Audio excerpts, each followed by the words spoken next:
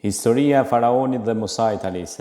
Në një kohë të lashtë në tokën e Egjiptit, ndonte një mbret që kishte përqafuar tiraninë si mënyrë jetese. Ai nuk ishte vetëm një mbret, ai pretendonte se ishte Zot. Quhej faraoni. Ky njeri e kishte përulur një popull të tërë, Benu Israilit, të cilët i mbante si sklever. Ai kishte urdhëruar madje që çdo fush një mashkull e tyre të vritej sapo të lindte nga frika se një ditë do të vinte dikush që do t'i argëzonte fronin. Por Allahu kishte planin e tij. Në këtë kohë të errët një foshnjë një lindi, Musa a.s.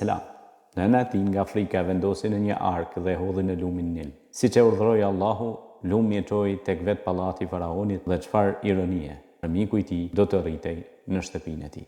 Vite më vonë, Musa a.s.